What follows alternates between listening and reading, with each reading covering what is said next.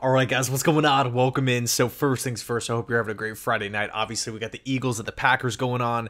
Actually, just wrapped up a collab with my buddy Javen from the Gold Rush podcast. That should be dropping tomorrow at some point, probably tomorrow morning. But according to Michael Lombardi, and by the way, quick shout out to both Boy Green for sharing it on Twitter, and of course, Mikey Metro, who shared it in the first place. But according to VSIN Live, Michael Lombardi was on there and had a scoop that Haason Reddick is due to come in at some point today or tomorrow, according to reliable sources within the Reddick camp. Again, according to Lombardi here. He goes on to say the caveat is that people within the Reddick camp realize how quote-unquote stupid this holdout is. And furthermore, that Reddick has no chance of playing against the 49ers because, of course, it's just so late into the process. Another thing, too, to just, keep in mind, even if Reddick was there, today, and is there tomorrow and whatnot, the Jets still have to, travel across the country, messing around with a different time zone, playing a great team in the 49ers. Just the travel alone could, that impacts players. So, if you're talking about rolling Reddick out there on Monday night after no practices, not really having any coaching from Suller or Ulbrich, not knowing the players' tendencies, on the defensive line, not really knowing the system all that much, and then having to take this plane ride across the country and then suit up and play, and the hope would be, that he's productive, is kind of far-fetched. Now, look, I think the Jets defense will be fine without Haason Reddick if he takes this thing into the season.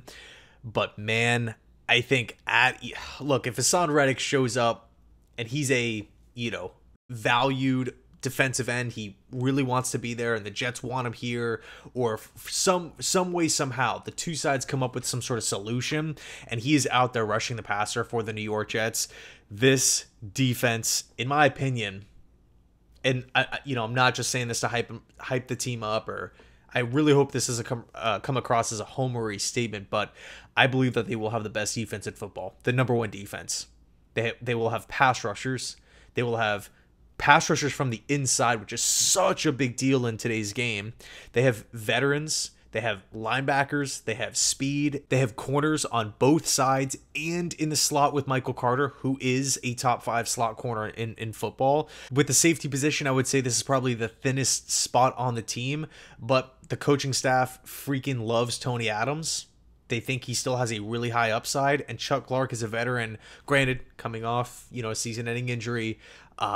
Last season, didn't even play in a single game, but was really, really productive for the Baltimore Ravens, can tackle an open field, and is put together a great training camp. Behind those guys, of course, Ashton Davis, as well, who showed last season that he could play. He's coming off the best season of his career. The point is, I really, really love this Jets defense, not only just from a talent and player standpoint, but also from a coaching standpoint. Jeff Ulbrich calls such a great game. It really seems like Saleh and Ulbrich can dial up fantastic defensive game plans to really control and contain star quarterbacks, right? We're talking Justin Herbert, we're talking Jalen Hurts, we're talking Pat Mahomes, we're talking Josh Allen, right? These guys, when they play against the Jets defense, they don't look like themselves.